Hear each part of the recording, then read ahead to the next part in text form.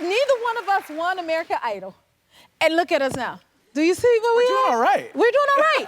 Because you placed, what did you place? I was second place. You I was were the second runner-up, place. yeah. Well, I was 7, child. 7? 7 place. It doesn't make on any American sense. Idol. Makes no sense. Wow. So what was it like when you made it to the finals? Because the thing that I used to be upset about, look at that. Oh, do you remember that emo hair? Do you remember everyone had that, like, that hair? So you had always had your own flavor and style, and then that voice that you had. What did you sing for your American Idol audition? Do you know, it's funny because they didn't air my entire audition. Okay. I walked in and tried to sing a Michael Jackson song. I tried to sing Rock With You. And the judges were like this. They just kind of like, they were not getting it.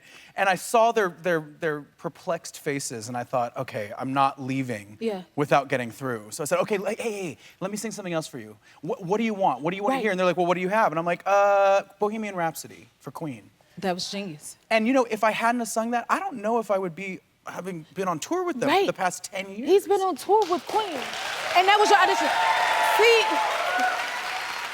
that's another thing we have in common because my American Idol audition song was Share Your Love With Me by Aretha Franklin. And I ended up playing Aretha, and then you are part of the group. Fate, right? Fate. You have to plant the seeds, you know? Right. Sometimes fate needs a little help, you know? Yes. Yeah. Okay, tell me how, do you still get the jitters on Wednesday nights from elimination nights? Because I do. I'll be like, why I feel so antsy? And it's like, oh, it's Wednesday. It was weird, It kind of like traumatizes you or something. Yeah. Okay, how do you feel about it? It was weird. It was weird. I don't get anxious on Wednesdays anymore, but for years after, if I saw like an Idol banner or a billboard, I would kind of get a little flutter, you know, a little butterfly moment. Yes. It was a strange and exciting experience. I had a great time, but it was surreal, you know? Very surreal. And you get off of the show and all of a sudden you go anywhere and everyone knows who you are. Right. Which is fast. To me, it felt like, because you made it further than me, but it felt like being in a bubble because to the people watching when you're on the show, they think you've made it.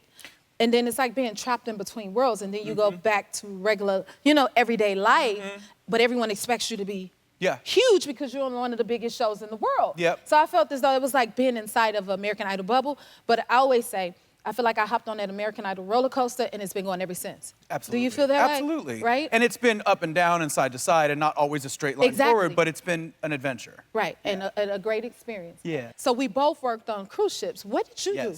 I was singing.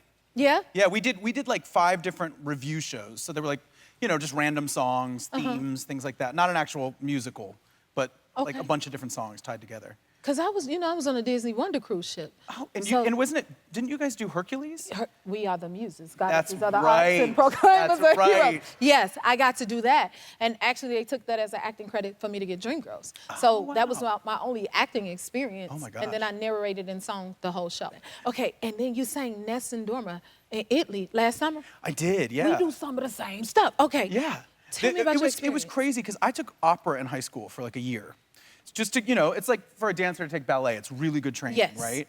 And it was very educational, and that was there, and I left it there. But when we were in Italy this summer, we got there with Queen, we were doing our tour, and we were doing our sound check, and I don't know why, but the song just popped in my head because I was in Italy. Yes. And I was like, you know, da-da-da-da, and I'm singing it to myself, and Brian heard me, and he goes, oh, you know that song? And I'm like, yeah, I know that song. So I just started singing it impromptu in rehearsal, and he just started playing and accompanying me, and it was this like moment that happened.